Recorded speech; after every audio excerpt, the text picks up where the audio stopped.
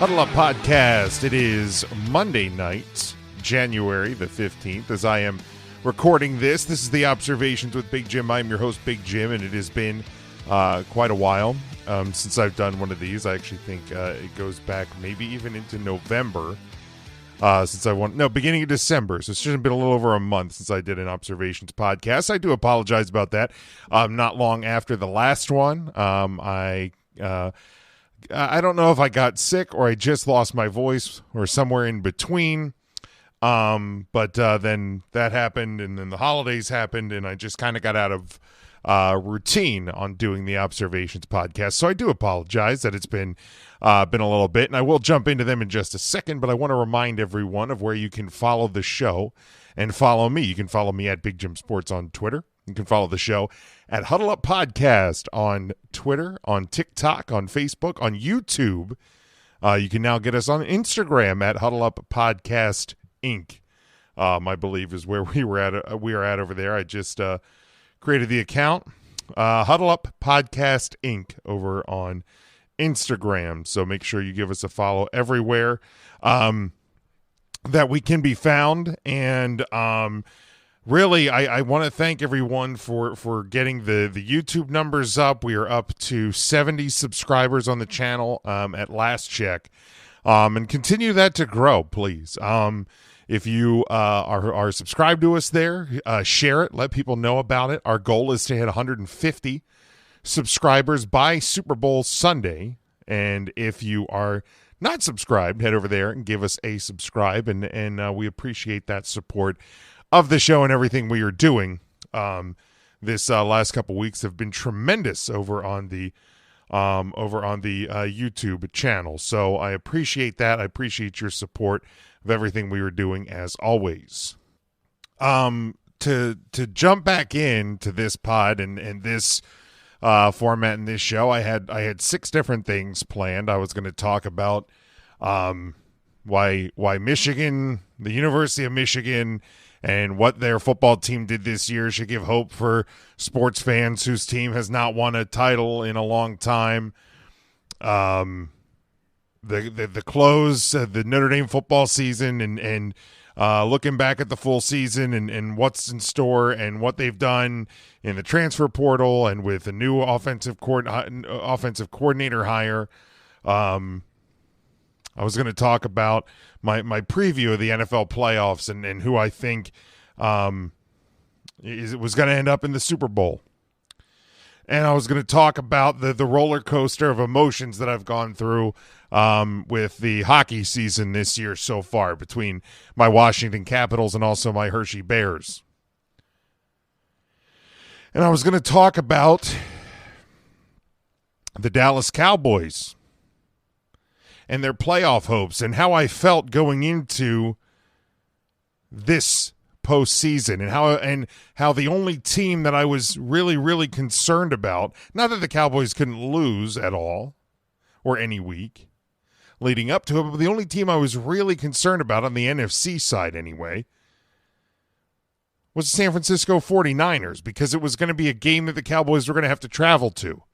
And it was going to be a game that we had already seen earlier this season, and we saw what the Cowboys did, or should I say didn't do, earlier this season when they traveled to Santa Clara. And I was going to talk about how excited I was for the Dallas Cowboys playoffs this year, and how I was buying in, even though time after time I told myself, don't do it, don't do it, don't do it. This team's going to sucker you in, and you're going to pay for it, and you're going to get upset, and you're going to be let down, and you're going to be disappointed, and you're going to be angry by this team, because you know what this team is. You know what this team ultimately does. But that somehow, some way, this team felt different. This team, even going back to the offseason, early in the offseason, multiple members of this offense went out and got full leg tattoos together. And they stayed in touch with the coaching staff, and it was a renewed energy, and Mike McCarthy was going to call plays, and Kellen Moore was the problem, everything was going to be fine. And throughout the course of the season, when things went really well, especially at home, not so much on the road, but especially at home, where you hadn't lost since the opening weekend of 2022, things were great. Home field advantage meant something, and somehow, even after the losses to Buffalo and Miami, fate found it that you would get home field advantage through every game in the postseason except for a game, potentially, at Santa Clara. But maybe somebody would beat the 49ers, and you would just have home games in the Super Wildcard round, in the divisional round, in the NFC Championship. If you noticed something throughout my lead-up and what I had planned,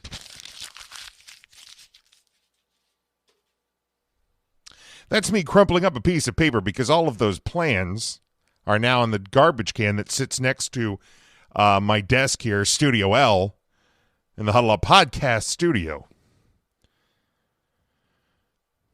And it's apropos, I think, that it is Studio L this week because this Observations pod is my eulogy of the 2023-2024 Dallas Cowboys.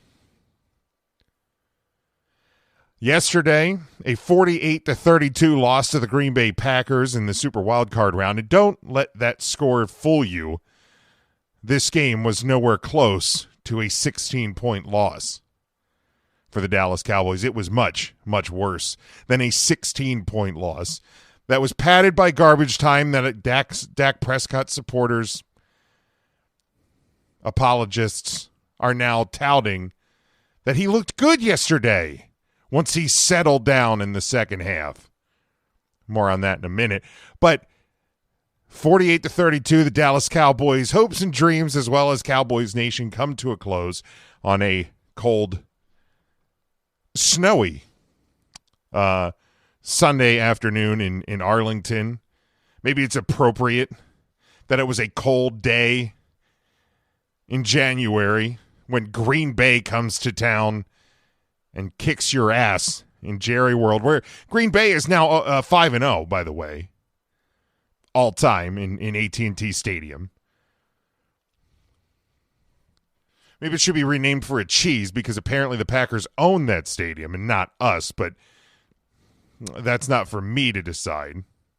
With the loss, the Dallas Cowboys have not made it to an NFC title game or later in the postseason since 1996 when they won Super Bowl 30. Yeah, 30. I know where we are now. And they become the first team in NFL history to go 12-5 with no trip to the conference title game to show for it. That is also a NFL record there, by the way. Now, I understand they play more games and whatnot, so those sort of stats can become a little bit inflated, but doesn't make me feel much better about it. 48-32 loss in a game that was never that close. I'll be 100% honest about it. I turned the game off when it was 20-0. I probably could have turned it off when it went 14-0 because that's the moment I knew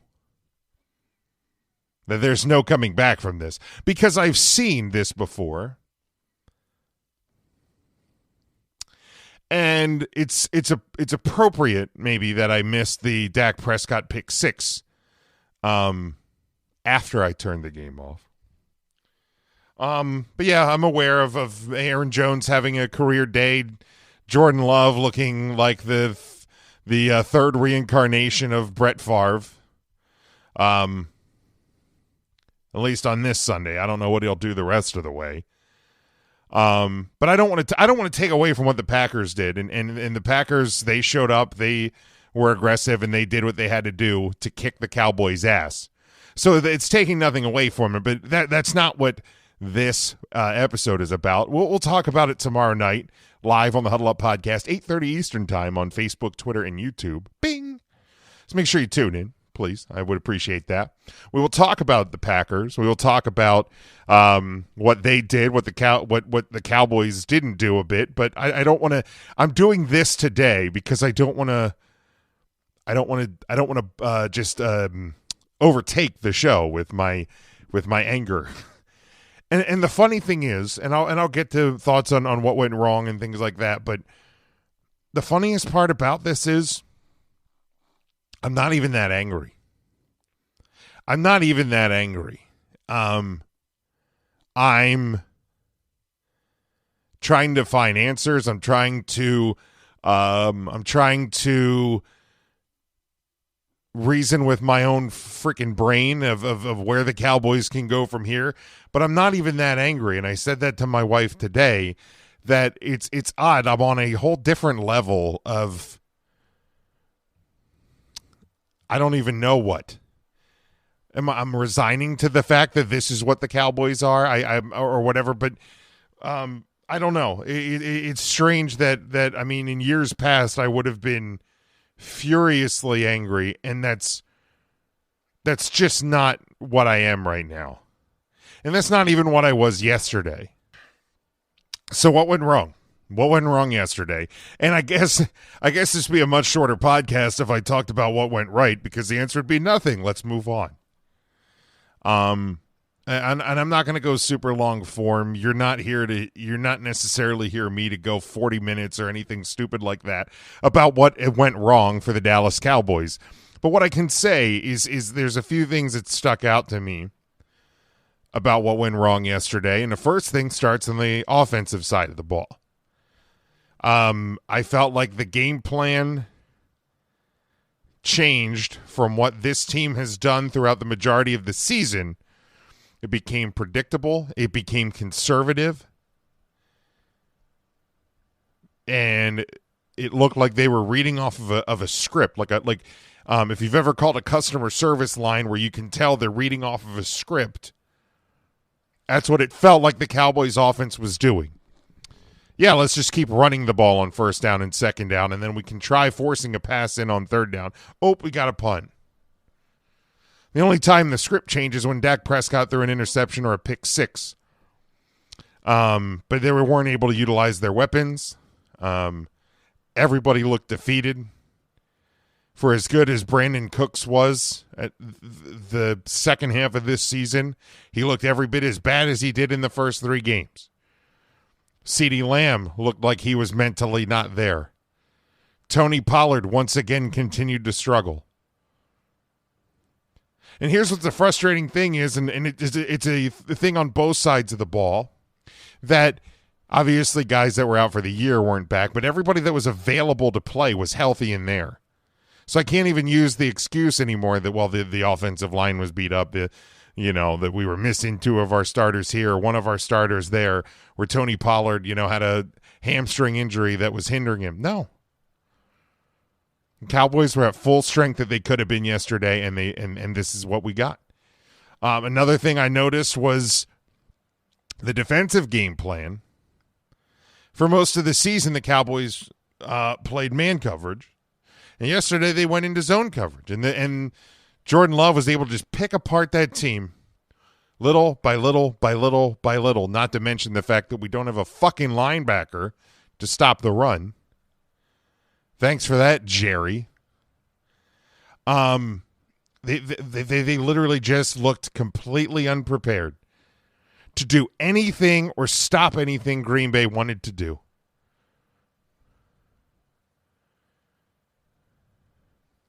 And something I said to friends of mine, something I said to my wife, who I'm sure she's tired of hearing about it now, is this is the worst Cowboys loss that I have ever seen. I don't know, because I don't know enough individual games going back in the franchise's history. But in my life that I've been watching this team, this to me is the worst. And it could be recency bias. But this is the worst Cowboys loss in my life. And this is why, okay? First off, I understand it's an expanded playoff field. And it's only been around for a short period of time. And as of the results earlier this afternoon with the Bills and the Steelers, this is the only time that a 7 seed has beaten a 2 seed. The Cowboys did all they could to make sure, after the losses to Buffalo and Miami, they did everything they could over the close of the season. Wins over Detroit, wins over Washington. They even had the Eagles lose to both the Giants and the Cardinals. They only needed one of them, but both happened. You had a quote-unquote easy road. Nothing, obviously, is easy in the NFL postseason, but you had the quote-unquote easy road to the Super Bowl. You were statistically one of the best teams in the NFL on both sides of the ball.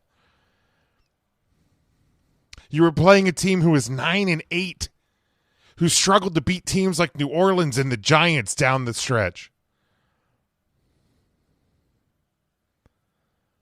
We were told all season and all offseason that this team had learned from past failures.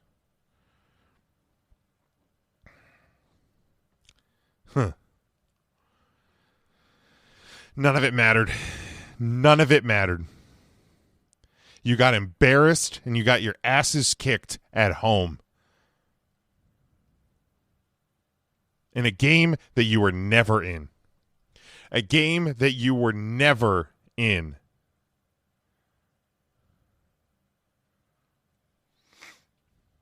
So where do the Cowboys go from here? That's the question of the hour, right? This is a question of the week. For me, if I'm in charge, first off, Mike McCarthy gone. Look, one playoff win. He's going into the final year of his contract. That's got a lame duck year. And one message I heard from some of the breakdown day today is that the players love and respect him and his culture and everything that he's built. By all accounts, he seems like a real nice guy. So here's the thing, and that the players felt like they failed him. And Dak said it in his post-game press conference that if Mike McCarthy's the problem, then Dak's part of the problem too. And they stick up for Mike McCarthy. Cool. So either one of two things happens. Either Mike McCarthy's culture and everything he's built is bullshit, and he is part of the problem, or these players are part of the problem. Either way, it ain't working. And you've had multiple opportunities this year to play good teams. I get it, on the road. You failed to get your team ready. You failed to get your team ready in San Francisco last year. You didn't even get that chance this year because you failed to get your team ready and prepared and locked in for week 1 this year in the postseason. Failure after failure after failure. I'm getting rid of McCarthy. I'm overhauling the roster. I get it at Dak Prescott. $60-ish million against the cap next year. They're not going to be able to move him. Okay? So you're stuck with, quote unquote, stuck with Dak. I'd love to be able to move on from him, but you're basically stuck with him. I'm realistic about it. And the realism is you probably have to extend him to even have a potential to move on. But this is where I'm at with Dak Prescott. Now 2-7 in his career in the postseason. A 2-to-1 touchdown to interception ratio, not great. Averaging 1 interception per game. Yesterday he had more than that, including a pick 6. That was absolutely his fault. And in his postgame last year, after the loss to the 49ers, it was, we're going to learn from this. We're going to get better from this. We know what we did wrong. We know what went wrong. This year, he had no answers. Stunned. I don't know how this happened. We don't know where we go from here. I don't know what happened. And that guy makes $60 million against the cap next year? Yeah, not to mention we still going to have to pay Micah Parsons in a year or so, and CeeDee Lamb's deal's coming up, so this is a problem. I would move on from Tony Pollard. I would move on from Michael Gallup. I would move on from Tyron Smith, and others. This roster, this core is not going to get it done. They're not. I don't have all the answers on who to go get. And I get that roster changes are easier said than done. And the emotion is probably overpowering what can actually happen. I get those things, okay? But I want drastic changes to this team. I want Dan Quinn gone, or at least I can cross my fingers and hope that he's a head coach somewhere next year. Because over the last half of the season, I understand there were injuries on the defense, but teams figured you out, Dan, and you did nothing to change it. I'd love to bring in a head coach that would bring some form of, I don't know, structure and discipline, because Mike McCarthy's team is the most penalized in football every year. Jim Harbaugh, Bill Belichick, come on, I can hope, right? Mike Vrabel, I can hope, right?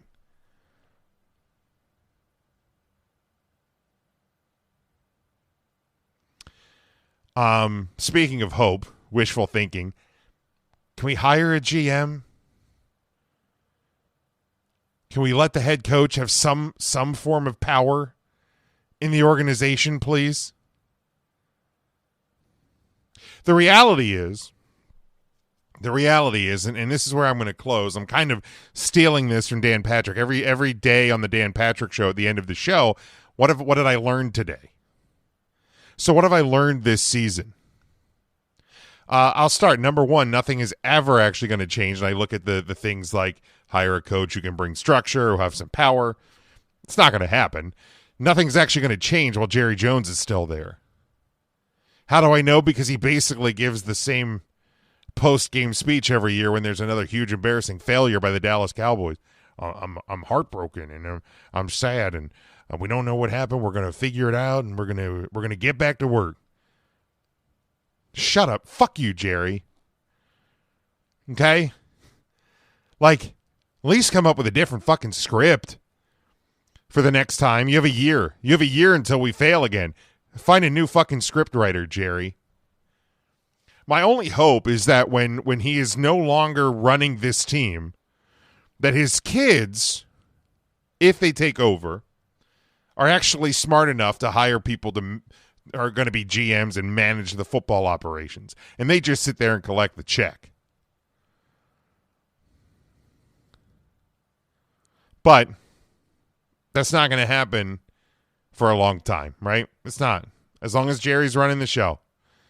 It's his team. And he's going to run it how he wants to, because that's how billionaires work. I learned how I use the word desperate, but I don't think that's the right application. But I'll use it for lack of a better word. I am for the Cowboys to win a Super Bowl. Like I just want it. It is probably the second most title behind a Notre Dame national championship that I want in sports. And at times it feels like it's number one.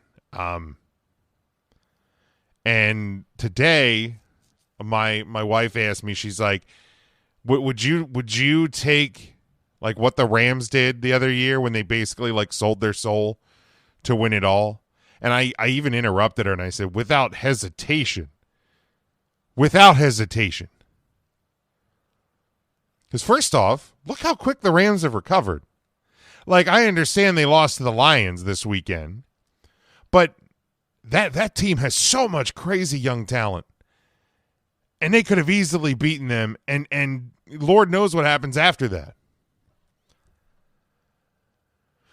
But without question, because I just want one. There's no guarantee that you're ever going to see one. So if you could tell me, look, you're gonna get rid of your franchise guy and this and that, and you're gonna make these moves and you're gonna win a Super Bowl, and then the bottom's gonna fall out. Cool. That happened in mid to late 90s. And it's been almost 30 years that the team's recovered. I've been through hell with this team. Just give me one piece of happiness. I'll go back to hell with this team.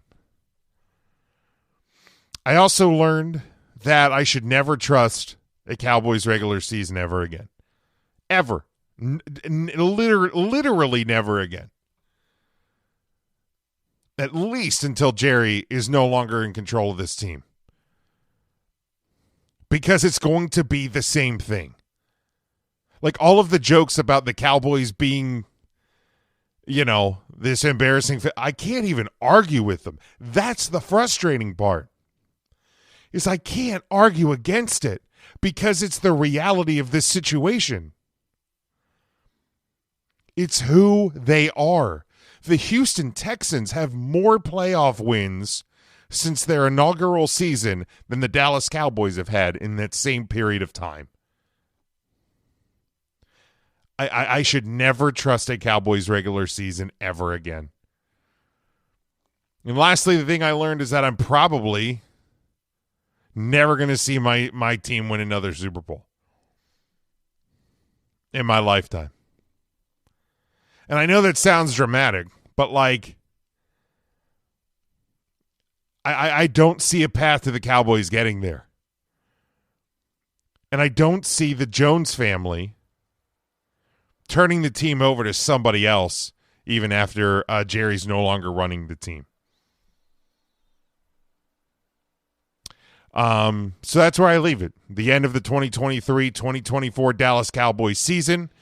We will talk, I'm sure, about that and other things tomorrow night or Tuesday night, January the 16th, whenever you listen to this, on that edition of the Huddle Up podcast. You can watch us live on the 16th at 8:30 Eastern Time, Facebook, Twitter, and YouTube. Otherwise, you can get us on all podcast platforms and YouTube as well.